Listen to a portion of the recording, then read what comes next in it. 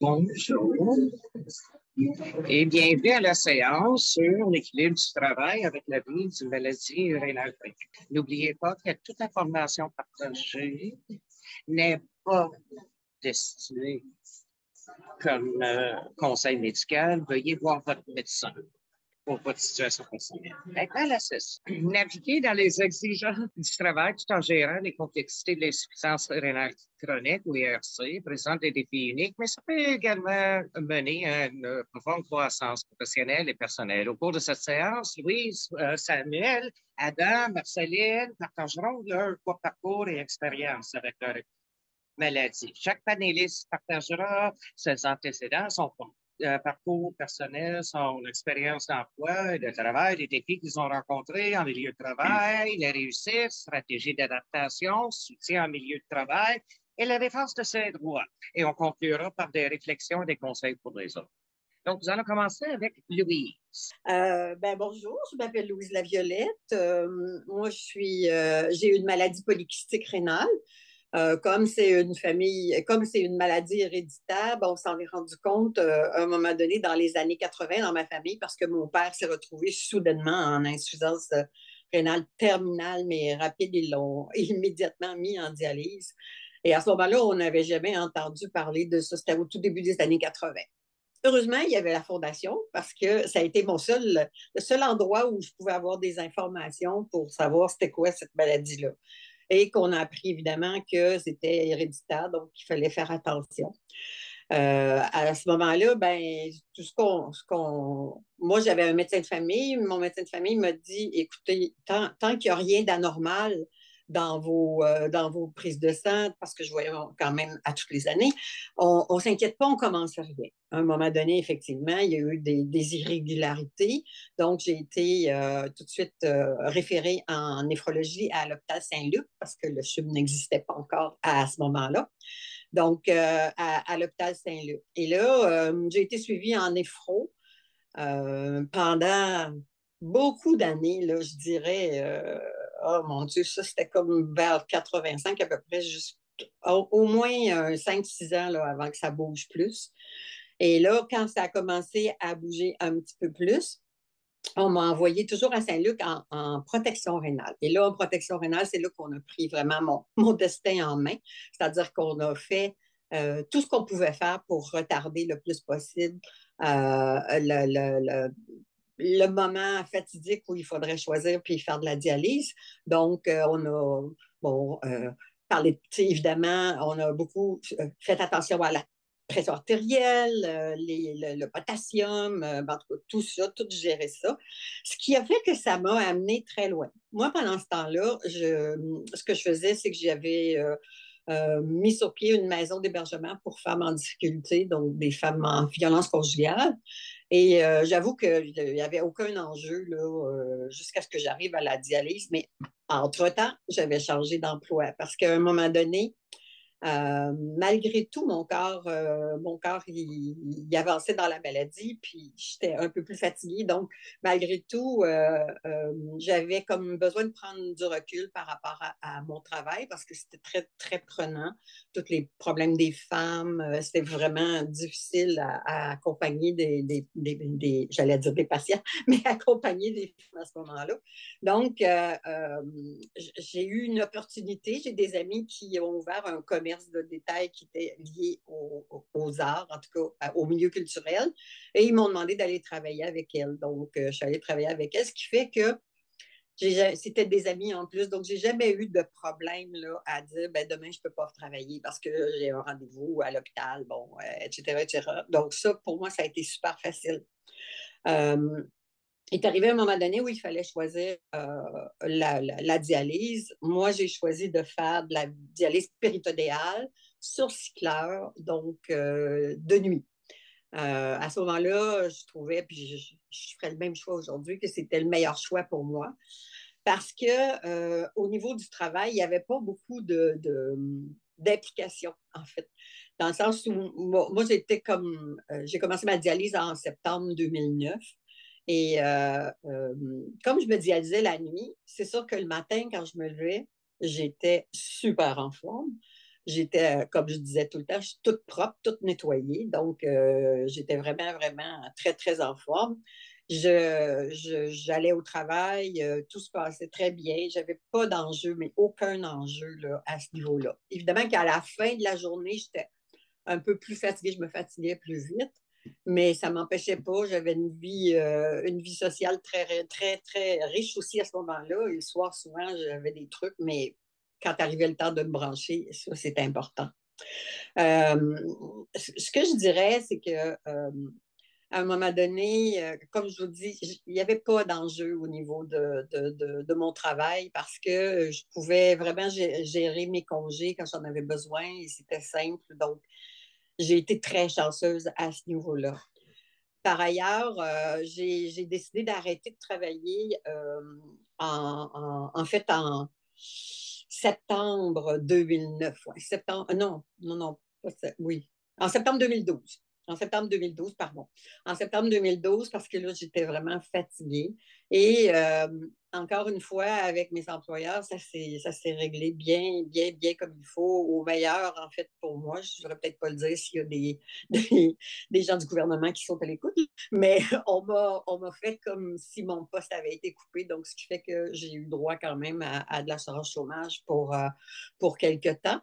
Mais après ça, ben, j'ai été greffée en janvier, le janvier qui a suivi, fait que ça n'a pas été très long, puis là, ça a été une autre histoire. Donc, je- comme je disais, c'était pour moi, c'était facile. Tout était facile de régler mes congés. J'avais jamais de problème à ce moment-là. Quand je faisais ma dialyse, c'était vraiment, je trouve ça drôle à dire, mais c'était une belle époque de ma vie parce que j'étais vraiment en forme tout le temps. Par contre, c'est ça, quand je disais la journée, je me fatiguais plus. Parce que dans ce temps-là, on recevait des journaux papier. Puis moi, avant de partir au travail, je faisais toujours mon mot croisé. Puis quand je n'avais pas le temps de le finir, quand je revenais le soir, je ne pouvais pas le faire. C'est comme si toute la ouate dans mon cerveau s'était remis à être vraiment étanche. Et là, donc, heureusement que je travaillais de jour, puis que j'avais cette dialyse-là la nuit. Donc, je ne sais pas si j'ai comme j'ai pas eu à gérer ça, mais j'ai connu beaucoup de gens qui ont géré ça. Puis je dirais, pour moi, la recette, c'est bon, une grande discussion, toujours une discussion avec notre employeur. C'est à voir ce qu'on peut offrir d'un bord ou de l'autre. Qu'est-ce que l'employeur peut offrir, qu'est-ce que l'employé peut offrir comme en espèce de bonne volonté aussi. Peut-être de régler avec nos patrons, peut-être avec des journées écourtées.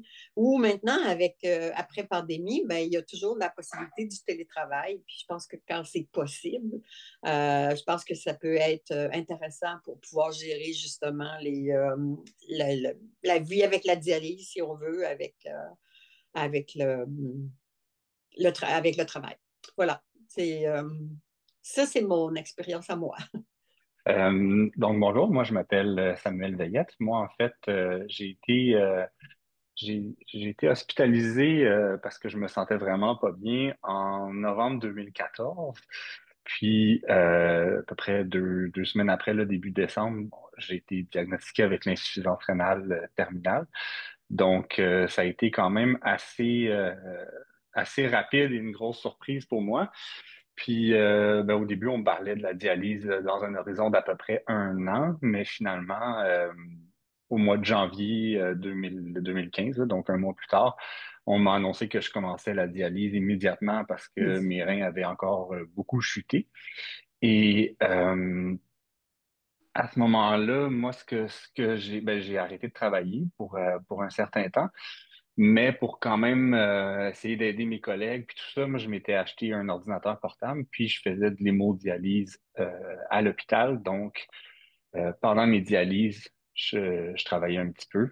Mm.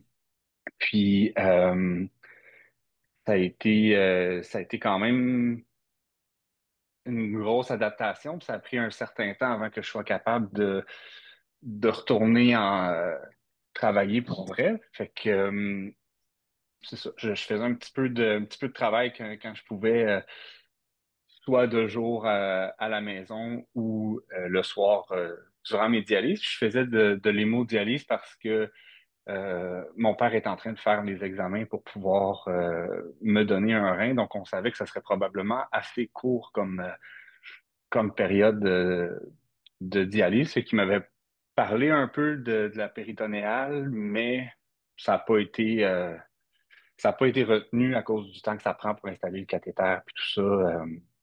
Essentiellement, je suis resté en hémodialyse. Puis, désolé, il y a mon chat qui veut être dans la présentation. Euh, donc, après un mois et demi environ que j'ai débuté la dialyse, là, j'ai été capable de retourner au travail, mais ce que je faisais, c'est que je faisais ma journée de travail normale de 8-9 heures à 5 heures le soir. Et ensuite, je m'en allais faire ma dialyse qui commençait vers 6h, 6h30 jusque vers 11h30, minuit. Ensuite, j'allais me coucher, puis le lendemain, je travaillais pas. Donc, je me trouvais à travailler 3 jours par semaine. Puis, ça a été quand même un peu des gros questionnements parce que, ben, d'un, on est plus fatigué, moins d'énergie. Puis, un des enjeux que j'avais, c'est que quand on est dialysé, on est invalide. Donc, j'avais l'assurance invalidité de mon travail et l'assurance invalidité hypothécaire qui faisait que j'avais presque 100% de mon revenu, tandis que quand je travaillais 3 jours semaine, là, j'avais plus d'assurance, fait que j'avais l'équivalent de 3 jours semaine de revenus. Fait que ça a été une grosse réflexion, mais en même temps, j'aimais beaucoup ce que je faisais, puis euh, ça me faisait un peu penser à autre chose, puis un peu sortir de la maison, là. Fait que c'est pour ça que j'ai décidé d'y aller. Mais ça n'a pas duré super longtemps parce qu'après 2 mois, j'ai été appelé pour la greffe. Puis après ça, j'ai été greffé. Suite à la greffe, j'ai été un autre 6 mois, 6 à 8 mois arrêté où là, j'avais beaucoup trop de rendez-vous, beaucoup trop de contraintes pour travailler. Mais après ça, je suis retourné au travail, puis ça se passait super bien. Fait que ça, c'était plus depuis que la greffe a eu lieu, là, c'est vraiment plus facile à concilier avec le travail, la famille, la maladie rénale, parce que en dialyse, je trouvais ça quand même pas facile d'être absent de la maison 3 soirs par semaine. Au travail, je me sentais pas aussi efficace. Puis ça me prenait beaucoup d'énergie. Fait que je trouve depuis la greffe, c'est un très gros plus. Donc, je vais laisser mon histoire là, puis on verra tantôt s'il y a des questions. Maintenant, Adam va nous parler de ça. Je voulais commencer par dire j'ai été honoré d'être invité avec tous ces conférenciers là ici. C'est très encourageant. Je veux dire merci à tous. J'ai la maladie rénale chronique de stage 5. C'est dans la famille. Et ça fait plus de 20 ans que je vis avec ça. 2 fois dialyse, hémodialyse et 2 greffes rénales jusqu'à présent. Ma première fois, je travaillais. J'ai dû aller aux urgences pour avoir dans mon coup la dialyse 3 jours par semaine, 4 heures à chaque fois à l'hôpital. Et ensuite, ma tante m'a donné un rein. J'ai vécu 10-11 ans avec ça. Puis là, il y a eu de la cicatrisation. J'ai dû revenir à la dialyse. Mais la deuxième fois, c'était beaucoup plus lent. Et je travaillais toujours, mais c'était plus difficile. J'ai dû prendre la dialyse. Puis là, j'ai eu la formation pour l'hémodialyse. Je l'ai fait seul à la maison. J'ai mis ma propre aiguille dans mon bras pendant plus de 4 ans. Ensuite, j'ai eu une greffe rénale d'un deuxième donneur. C'est dans ma famille. J'ai 2 membres de la famille qui ont eu des greffes. Et mes 2 fois en dialyse, c'était pas pareil avec mon travail. La première fois, c'était immédiatement quand je tombais malade.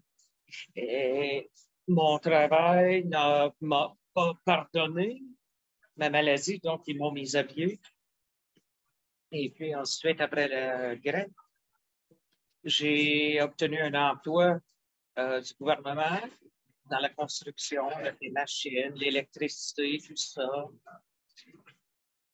Donc, c'était plus exigeant côté physique, mais je suivais des cours à l'Université de Manitoba. Donc, physiquement, éventuellement, quand je travaillais, je commençais à tomber malade. La deuxième fois, pour la dialyse, la compagnie était beaucoup plus euh, comprenait très bien, tout le monde comprenait qu'il fallait que je me rende à l'hôpital, que j'étais malade subitement, puis ensuite j'ai pu obtenir une pension. Le gestionnaire, tout le monde m'avait très bien compris. Donc, c'était deux compagnies différentes avec deux expériences différentes. Donc, ça a été beaucoup à vivre. Donc, mon rôle est plus exigeant physiquement. Donc, c'est difficile de demeurer actif et en forme pour faire mon rôle et rester en santé. Mais les immunodépressifs, c'est tout un combat. Il faut se pousser et découvrir ce que le corps est capable de faire pour moi. Et c'était le point de départ. Mon nouvel emploi m'accommode beaucoup avec mes rendez-vous. Ça m'aide beaucoup à maintenir le positif, sachant que l'emploi euh, nous appuie et que les collègues aussi les comprennent mieux. C'est quoi la maladie rénale? Puis qu'est-ce qui pourrait se produire à l'avenir? Parce qu'on ne sait jamais avec cette maladie. Peut-être qu'il faut revenir à la dialyse ou obtenir une greffe ou puis garder la dialyse. Donc, je fais de mon mieux pour faire le mentor et l'aide des autres qui ont ça, parce que j'ai vécu ça avec moi-même, puis ma famille, ça fait partie de moi. Depuis plusieurs années, je suis passionné pour sensibiliser la communauté, parce que tout le monde vit quelque chose. Chaque cas est différent. Chaque situation est différente, chaque famille est différente. Ce serait merveilleux si on pouvait se rassembler et s'appuyer les uns les autres et partager nos expériences. Ça aide tout le monde à passer à travers et vivre du mieux qu'on peut pour vivre avec ça, cette maladie. Donc, voilà. C'est à peu près tout ce que j'ai à vous offrir.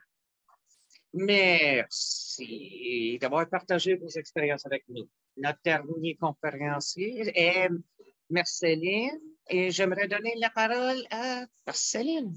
En 1999, on m'a posé le diagnostic de diabète 2. J'avais toujours des infections rénales et il y a 4 ans,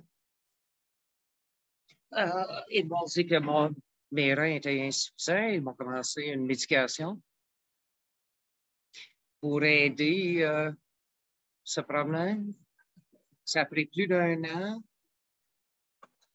avant que j'arrive au point où que je dois commencer la dialyse. Ils m'ont demandé quel type de dialyse est-ce que je voulais. J'ai choisi l'hémodialyse parce que j'habite dans un petit appartement. J'ai pas de place ici pour des boîtes et des machines, donc, et je suis seul. Donc, je me suis dit que j'irais à l'hôpital au cas où il y aurait un problème. Je travaille pour le Conseil des tribus. Je n'ai jamais arrêté de travailler, même après que la dialyse. J'ai eu une chirurgie pour la fistule avant la fin de semaine et lundi, j'étais au travail. Je travaille en finance et administration. Mes responsabilités incluent la direction du bureau, la revue des politiques, s'assurer que les instructions sont faites et le travail quotidien de bureau. Et je faisais la dialyse, mais ça a affecté ma capacité de travailler. Ça n'a pas affecté ma capacité. Les défis. Je voyage beaucoup pour mon travail. Je pensais que c'était la fin pour moi. Quand ils ont trouvé que j'allais commencer la dialyse, J'ai pu ajuster mon calendrier de travail autour de mes traitements et je peux toujours voyager. J'ai juste besoin de planification. Mes employeurs m'appuient beaucoup. Je travaille de 9 à 5. Mon traitement est de soir. Et ils me disent toujours un mois à l'avance si je dois me déplacer pour le travail. Puis mes collègues, ils comprennent. La majorité ne savent pas que je suis sous dialyse avant que je leur dise, puis ils ne donnent pas un traitement différent aussi. Et est-ce que ça m'a aidé? Pour l'équilibre du travail et la dialyse, j'ai de la part de mes collègues et de mes amis.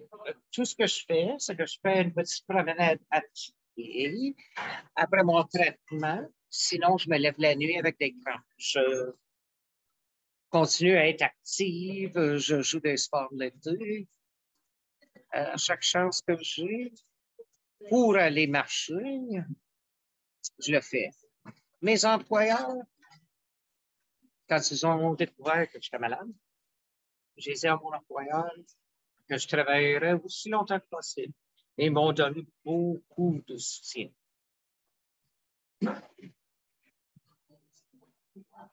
Et toutes les situations sont différentes l'une de l'autre. Il n'y en a pas deux pareils. Ce que je dirais comme à ceux qui sont sous dialyse, c'est de demeurer actifs, surveiller l'alimentation, la consommation liquide, maintenir le positif, puis ça va bien aller. En dépit de mon pronostic, je vis pleinement. Certains jours, ça ne tente même plus de vivre, mais mes amis me remettent en place. Puis sans mon emploi, qui me force à me lever à tous les matins, ça irait beaucoup. Et je suis honoré de vous entendre, vos récits. Merci de m'avoir écouté. C'est tout pour le moment. Merci d'avoir partagé votre compte. Je ne vous entends pas. Oh, désolé, vous ne m'entendez pas. Je voulais remercier tous et toutes. Nous avons quelques questions. Quels conseils donneriez-vous aux autres concernant la divulgation de votre condition à vos collègues, votre employeur? Donc, on a entendu des histoires de soutien au travail, mais comment aborder ces conversations? Ça dépend de votre employeur et de vos antécédents. Par exemple, il a fallu que je prenne la dialyse en urgence, il a fallu que je leur dise immédiatement, des fois, c'est eux. Mais pour parler en privé, aussi, j'ai parlé aux ressources humaines pour voir s'il y a des bénéfices, des groupes de soutien et aussi l'assurance d'invalidité. La première fois, c'était tellement difficile pour moi que la deuxième fois, c'était tellement mieux. J'ai eu la pension, puis après ça, j'avais un emploi qui m'attendait quand je suis revenu au travail, puis on communiquait avec moi de façon régulière, me demandait si j'avais besoin d'un soutien quelconque. Donc, c'est ça. Essayez de découvrir quel genre de patron que vous avez, puis en espérant qu'ils vont comprendre. Il faut qu'on le vive et c'est regrettable qu'on doit le vivre en espérant que ça ne nous affecte pas trop au travail et on espère qu'ils vont nous comprendre. Merci. Samuel, Louise, avez-vous des commentaires là-dessus, des expériences? Moi, bon, je le disais tantôt, pour moi, ça a été facile, mais bon, j'ai connu beaucoup de patients qui ont eu plus de problèmes avec ça. J'ai toujours comme mentalité de me dire, c'est vrai que c'est pas facile à dire dans son milieu de travail. D'abord, on n'a pas, il y a une question de confidentialité. On n'a pas envie que tout le monde sache qu'on a une maladie. On est souvent, nous-mêmes, on a de la difficulté à l'assumer soi-même, donc c'est difficile aussi Par ailleurs, moi, j'ai eu quelqu'un dans mes suivis d'emploi, dans mes aides, là, je dirais pas mes patrons, justement, mais des gens de conseil d'administration qui disaient toujours si tu as un problème, tu peux venir me voir tant que tu veux, à la condition que tu aies déjà une piste de solution. Fait que je me dis peut-être que la façon de faire aussi, c'est peut-être d'arriver en disant oui, j'ai un problème, j'ai une maladie rénale, ça va me fragiliser au niveau de mon travail, mais peut-être que je pourrais vous offrir du temps partiel ou en ce moment, on peut parler de télétravail aussi, mais peut-être en apportant quelque chose qu'on peut mettre sur la table comme discussion quand on n'a pas le choix, là, quand on est obligé de le dire. Mais je comprends très bien qu'on n'a pas envie d'aller là, puis qu'on voudrait respecter notre confidentialité, mais je pense que ça pourrait être une façon de faire, de le faire, pas de le faire de façon de dire, ben là, moi je suis malade, il va falloir que j'aie des congés, mais vraiment plutôt apporter, comme je le disais tout à l'heure, voir qu'est-ce que chacun de son côté, le petit peu d'eau qu'on peut mettre chacun de notre côté dans notre verre de vin, là, je pense que c'est le temps de le faire aller là. Ouais, ben moi, en fait, tu sais, j'ai pas eu vraiment le choix parce que mes deux, toutes mes périodes où j'ai eu des changements dans ma fonction rénale ont débuté par des arrêts de travail, soit à cause des hospitalisations ou différentes raisons, mais ça a fait en sorte que je veux pas l'employeur le J'entends su, pas. puis même aujourd'hui que tu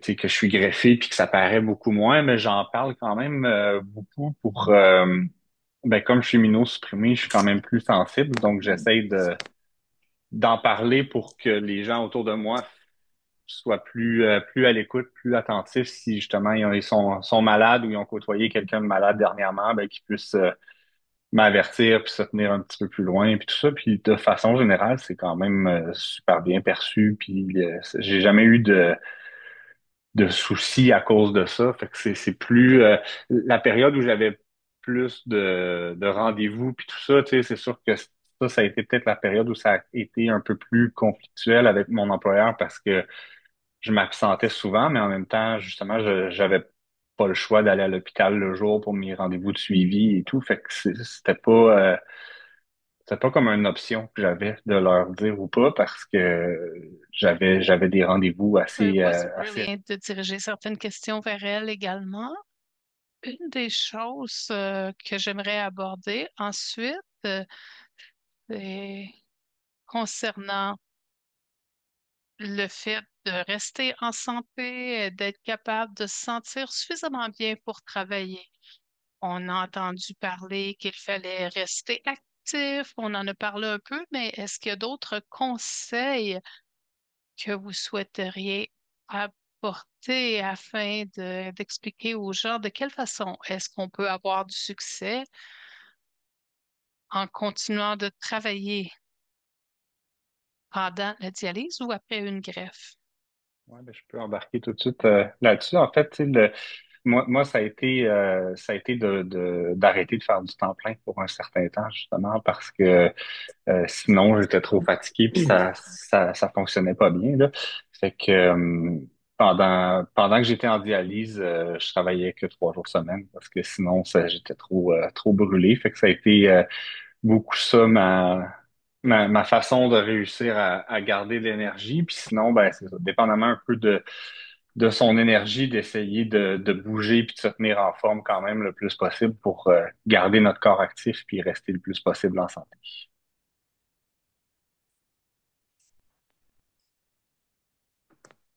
Il y a quelqu'un qui veut rajouter Parfait. quelque chose?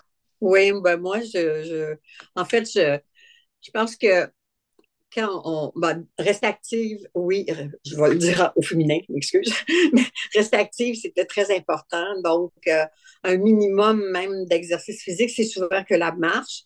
Mais je sais en insuffisance rénale, on a quand même plus d'énergie que des gens qui sont en attente d'une greffe de foie, par exemple, qui sont très malades. Donc, on a quand même, à cause de la dialyse, un petit peu un sentiment de santé. Et je pense que ce qui est le plus important en gardant, puis bon, même si c'est 3 jours semaine, c'est déjà énorme, je trouve. Je pense que le travail apporte beaucoup de satisfaction aussi. normalement. Donc, pour ma satisfaction personnelle à moi, j'avais besoin de me sentir encore dans la vie normale. J'avais besoin de sentir que j'apportais quelque chose à la communauté, que j'étais vivante, que je participais à la vie communautaire. En tout cas, je trouvais que le travail me donnait euh, beaucoup de satisfaction en ce sens-là, parce que je me disais, wow, c'est vrai que je suis malade, tout ça, mais je suis encore capable, d'être quelqu'un qui est utile dans la vie, là, ou qui est active, en tout cas, et de garder le travail quand on peut. Je pense que c'est une source quand même importante là, de satisfaction et ça fait du bien. Ça fait du bien. Ça nous aide après ça à affronter les autres problèmes de la maladie, selon moi.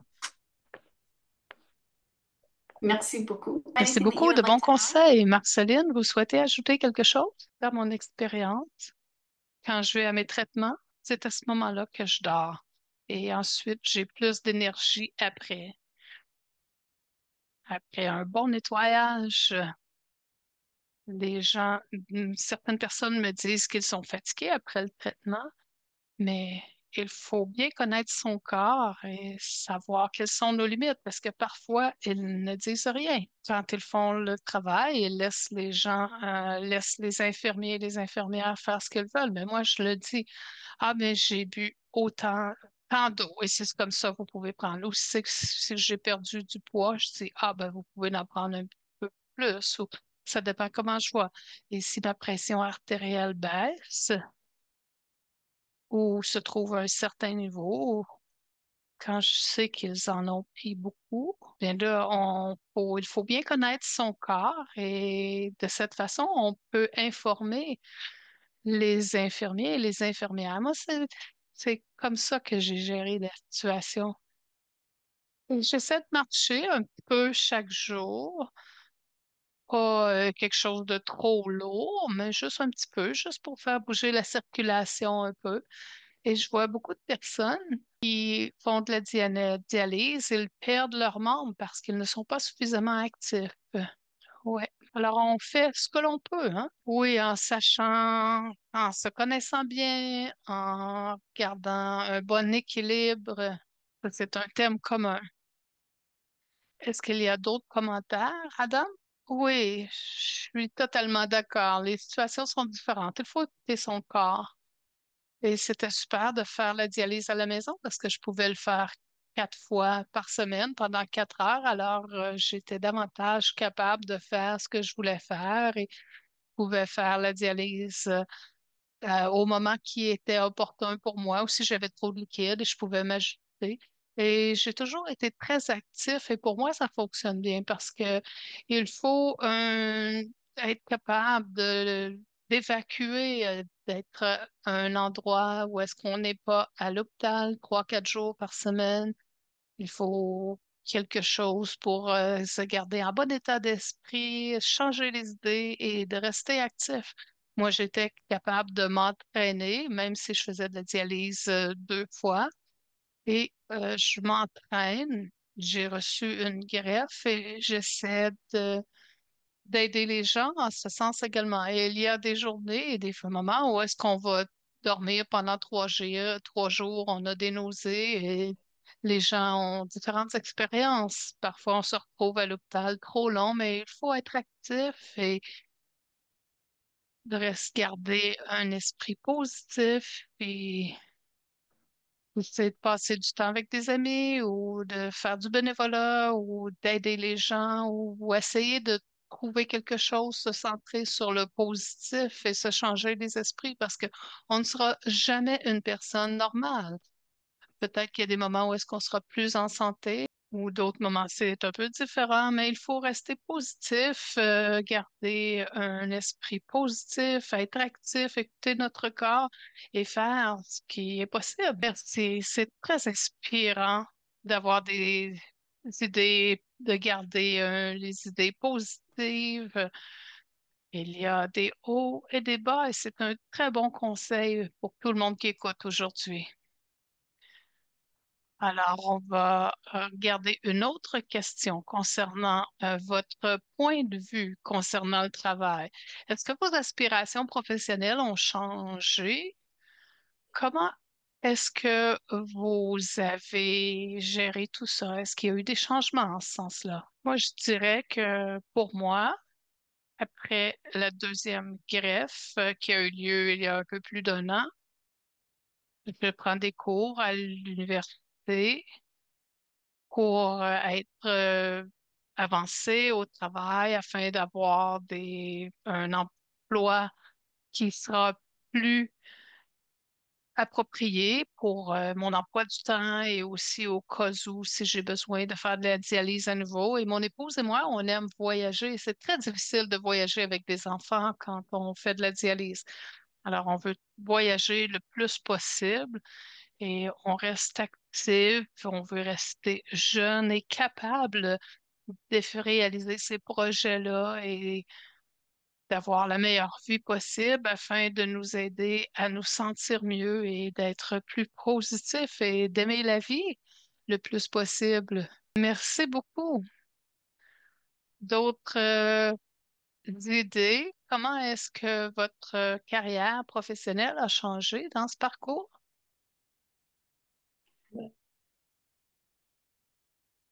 Quand j'ai commencé ici, j'étais une adjointe administrative, puis ensuite j'ai été promue à un autre poste Hmm. en administration et en finance. Et l'Action de grâce, l'année passée, j'ai commencé à travailler avec un nouveau directeur. J'ai reçu davantage de responsabilités et j'ai su trouver un équilibre avec mon horaire. Je faisais faire mes nettoyages en soirée et je pouvais continuer de venir travailler chaque jour. Bravo. Et dans le fond, c'est qu'il faut s'ajuster. Ça prend beaucoup de planification, mais ça en vaut le coup. Moi, je voyage d'un océan à l'autre et les infirmières sont très accommodantes. Souvent, je vais à Edmonton, euh, je vais à Regina dans quelques semaines pour une formation. J'ai été à Ottawa et mes amis et moi, nous sommes allés à Halifax et je n'ai pas raté aucun traitement. J'ai été capable d'être sur la liste des greffes et j'espère qu'on me trouvera un donneur. Hmm. Et j'attends patiemment et j'essaie de rester en santé d'ici là. Hmm. Alors, Là, on a les doigts croisés. On croise les doigts pour ça et bravo pour votre promotion. Croisés, on croise les doigts pour ça et Louise. bravo pour votre promotion. Hmm. Louis? Oui, en fait, oui, c'est sûr que la maladie, ça peut changer aussi nos façons de voir. Et bon, moi, j'ai quitté un milieu de travail que j'adorais. J'avais moi-même mis sur pied cette maison-là d'hébergement. C'était une cause qui me tenait à cœur. J'ai étudié en éducation spécialisée, donc j'étais vraiment... Et je me suis choisie. Donc, j'ai eu une opportunité d'aller dans quelque chose de beaucoup plus léger et je me suis choisie pour pas rajouter, en fait, à la maladie, à tout ce que ça veut dire, pour pas rajouter, j'ai choisi de laisser ce milieu-là. Et je me suis dit, après la greffe, je vais retourner, tu sais, et j'aurais pas eu de misère à retourner. Sauf que on évolue, puis après la greffe, ben, il y a quelque chose, je dirais mon donneur, lui, ça ne tentait pas d'aller là, je pense. En tout cas, il y avait quelque chose qui faisait que je me suis dit, hey, là, il me reste pas beaucoup d'années à travailler. On avait un rêve, mon mari et moi, de travailler ensemble. Alors, je suis allée travailler avec lui dans le milieu du cinéma. Donc, on est resté en culture à ce moment-là. Mais je me suis choisie. Mais c'est sûr que ça peut changer, en tout cas. Moi, j'avais pu, rendu là, il faut dire que j'étais comme à quelques années de la retraite, mais j'avais plus, j'avais plus le besoin de retourner dans ce milieu-là. Je pense qu'on voit la vie autrement, puis on veut juste en profiter. Donc, j'ai choisi de faire quelque chose qui était que du plaisir pour moi, dans le fond. j'espère d'avoir ces occasions et d'être capable de penser d'une façon différente à nos prochaines étapes. Parfois, c'est simplement un nouveau chapitre, on dirait. Mm, tout à fait. Mm, tout à fait. Ouais, moi, en fait, c'est un peu un mélange entre le début de... Tu sais, quand j'ai été diagnostiqué, mon premier enfant avait 1 an. Donc, ça a été un peu un mélange entre le début de ma vie de famille puis la Mm, maladie. Mais euh, quand je suis retourné travailler après la greffe, j'ai fait environ 1 an, puis j'ai eu des petites complications. Fait que j'ai dû réarrêter de travailler pendant 3 mois. Puis euh, mon employeur commençait à me faire beaucoup de pression parce que il trouvait que ça serait peut-être pas fiable à long terme si je peux m'absenter à différents moments puis tout ça. Fait que lui, ça a été un peu moins bien pour ça, mais ça m'a poussé à quitter mon emploi et partir à mon compte. À ce moment-là, ça me permet de travailler de la maison, quand il y a des périodes où je vois que soit moi, soit les enfants vont avoir besoin un peu plus de temps, mais je peux prendre un petit peu moins de contrat puis gérer un petit peu mon horaire au travers de tout ça. Fait que tu sais, c'est quelque chose que j'ai toujours voulu faire, mais ça m'a un peu donné une claque dans le dos pour le faire. Puis je regrette pas du tout, là. Ça va super bien. Puis c'est sûr qu'il y a des périodes où peut-être je suis un peu plus fatigué, puis là, j'ai pris beaucoup de contrats, fait que j'ai pas trop le choix des respecter, mais sinon, de façon générale, je vois un peu quand ça va, quand je commence à me sentir un peu plus fatigué, ben je prends un peu moins de contrats, puis ça me permet de mieux gérer mon énergie au travers du travail, puis tout ça.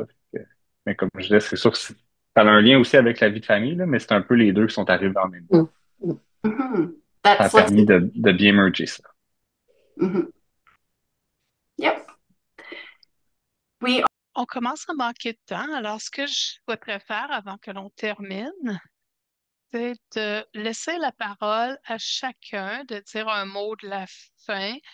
Qu'est-ce que vous souhaiteriez ajouter, des conseils en général que vous souhaiteriez offrir aux gens qui écoutent et qui sont aux prises avec ces mêmes situations, ces mêmes préoccupations dans leur vie quotidienne?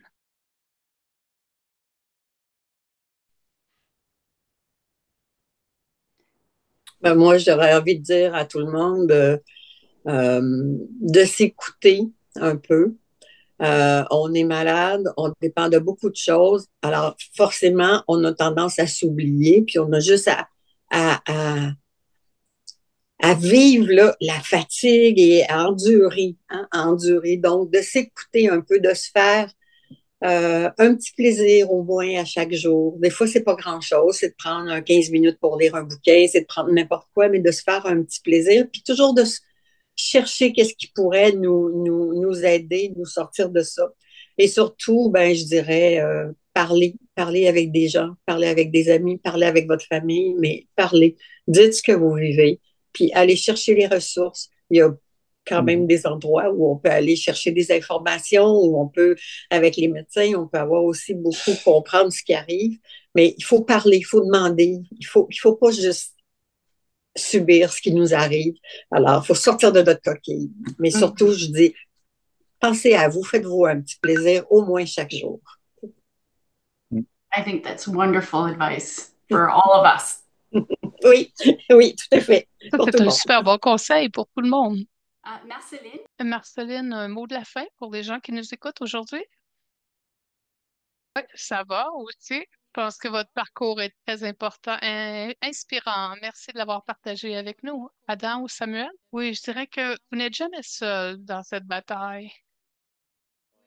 N'abandonnez jamais, continuez de vous relever. Et si vous vous retrouvez avec un problème, demandez de l'aide. Il y a des gens qui ont de la difficulté à exprimer les difficultés et je sais que c'est difficile, mais c'est quelque chose avec lequel on doit vivre. Mais n'ayez jamais peur de demander de l'aide. Il y a plusieurs façons. Heather, il y a plein de gens qui peuvent nous aider. Vous n'êtes jamais seul et on peut s'aider les uns les autres et avoir une super belle vie. Merci beaucoup.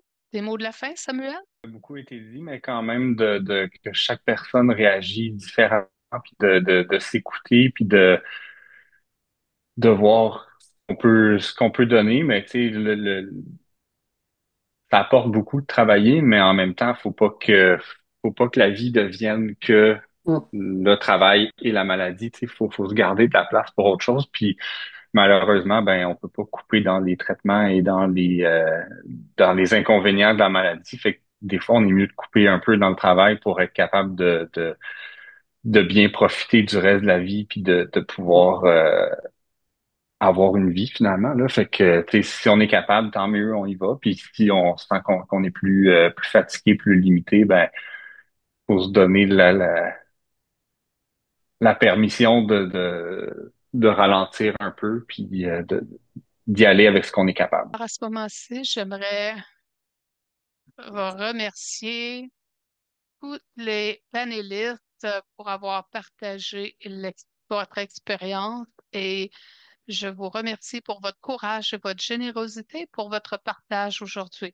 Vous avez été ouverts et c'était une séance très inspirante. Alors, merci pour votre honnêteté et de nous rappeler de l'importance de s'écouter soi-même, d'écouter son corps et de ne pas trop être dur avec nous-mêmes. Alors, je pense que c'est le message qui a été partagé aujourd'hui. Je vous souhaite un bon succès pour la suite et merci à tout le monde.